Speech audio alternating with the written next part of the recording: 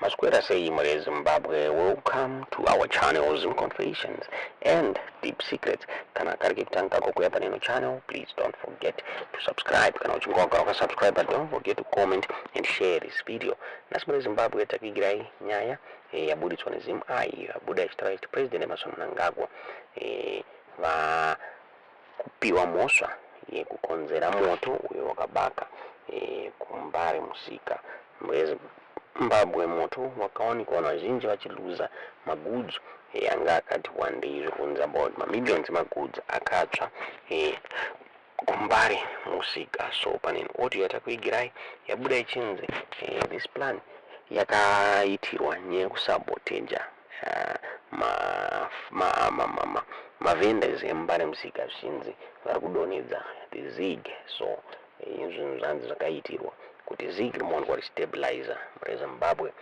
Zimai akabuda achitaura president Mhosva Mnangagwa is still to respond to leaked statements inside ZANU-PF that finger him for ordering the burning down of the capital city's largest market, Mbare, 2 days ago.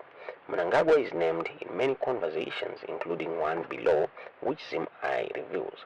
A survey conducted by ZimI over the last 5 days reveals many orders passed directly by the president to hunt down money changers accused of sabotaging the Z currency. These instructions were passed soon after he had told his spokesperson, George Charamba, to announce his unhappiness with the way the markets are destroying confidence on the 1st of October. In this particular conversation between a ZANU-PF leader MC and a female trader in Mbare Musika, it became clear that government's decisions to burn down the Mbare market was part of a deliberate effort to defend the struggling currency.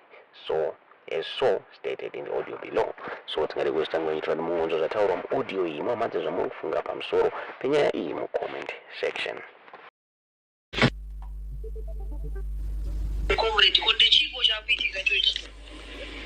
Ndo zvatati chiti patembe paine musangano ngochitaurwa nyaya iyoyi saka zvinhu zvakawanda zviri kuitika mufunge zvakawanda zviri kuitika.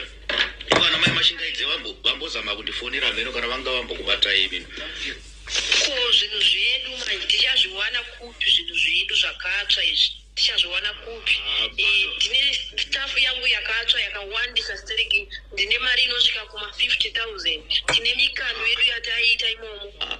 Aiwa comrade inzwaika nyaya iri kuzikanwa kuti chii chakaitika kungoti hatingazvirambi. Munoona pakataurwa nyaya ya last week chehumani vachitaura paya pakanzi kune vakanotaura kuti mari iri kuchinjwa kumbare, saka ndo pari kuitika nyaya dzakawanda. Kungoti pandiri ndiona kuti ndatora mira batai makadaro tonde ndo pandiri kuti pakaitwa meeting yakaitwa last week iya pachinzi nyaya yemari yekuchinjwa yezig. Saka kuri kufungidzirwa kuti kumbare ukoko ndokuwa kuchitwa zvekuchinjwa mari stereki. Saka hurumende kuti tingakubatsirei ipapo pari kunetsa kuti comrade vakatomboireiza nyaya iyi last week saka isindicate karakaitwa kutodzingwa kwatakaita kumusika kabisira kako iri kunetsa nyaya yacho nekuti matauriro amuri kutoita zvekutoratidza kuti comrade kutodzingwa musika hapana pachanzi tidzokere mumusika. Saka zvinhu zvedu tichazviona kupi? Ndo patiri kuti zvichiwanikwa pari kutinetsei. Nyaya yekuchinjwa kwemari ndo nyaya iri kuitika nekuti pari ipapapa hauisi Mbare chete ichaitika izvi. Muchaona kuti handiti munoziva mupedzanamo kuti pari kutaurwa nyaya imwe chete iyoyo then poita pachitungwiza kana muchiziva pachikwana paya pane nyaya imwe chete then kozoita ndisinganyatsozivi masvingo kuti vari kutaura nekuti nzvimbo dzai dzitaurwa dzakati wandei. Nzvimbo dziri kutaurwa dzakati wandei zvida kuti kwai zvasi kungoti nyaya yezigi ndo yakonzezvezvikuwadza vanhu comrade. Nyaya iyi vari kukuwadza vanhu. Nyaya comrade ndofunga mangoinzvira mega Mhare Zimbabwe hazvina kugumira ipapo. One of the market kukadoma yakatsva Mhare Zimbabwe musi weSunday mushure mekunge Mbare yatsva ende zviri kunzi there was a petrol bomb rakakandwa ikoko Zimbabwe nyaya yakabuditswa since another market in Kadoma bent down amid ZiG currency controversy in Kadoma. Sunday morning, in a shocking development, yet another market has been set ablaze in Zimbabwe, this time in Kadoma, barely 2 days after the petrol bombing of the country's largest market in Mbare. The incident, which took place in the early hours of Sunday morning, comes amid rising political tensions surrounding the controversial ZiG currency spearheaded by former President Mnangagwa, whom ZANU-PF has dubbed Mr. Strong ZiG.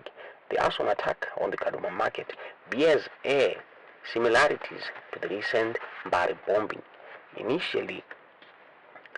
with initial reports indicating that the method of destruction mirrors the tactics used during President Mnangagwa's famous Gukurahundi operation of the 1980s. The Gukurahundi period, marked by violence and repression, is still a deeply contentious chapter in Zimbabwe's history. The manner of the burning also evokes memories of the mysterious death of Mnangagwa's political rival, General Solomon Mujuru, who died in a suspicious fire in 2011. Local authorities have yet to confirm whether the fire was politically motivated, but speculation is rife that the market's destruction is linked to the growing discontent over the ZiG currency, which has faced accusations of economic sabotage within ZANU-PF ranks. The party has accused shadowy figures of undermining the currency and fueling unrest to destabilize the country, with some party insiders pointing fingers at business elites and opposition sympathizers. The Kadoma market blaze is the second major attack on Zimbabwe's economic infrastructure in just days, raising alarm about the intensifying conflict over the newly introduced ZiG currency. President Mnangagwa, under mounting pressure, recently issued a stern warning to both internal and external forces he claims are working to destabilize the currency. His instructions to ZANU-PF supporters to defend the ZiG have escalated tensions, with some fearing a broader crackdown on dissent. Eyewitnesses at the scene of Kadoma fire reported seeing heavy smoke and flames engulfing the market, heavy smoke and flames engulfing the market stores before dawn, with firefighters struggling to bring the blaze under control. The destruction of the market has left many local traders devastated, as they had already been grappling with economic hardships amid Zimbabwe's ongoing currency crisis. The rapid escalation of violence and destruction has led to widespread fear and uncertainty, with the citizens concerned that the situation could spiral further out of control.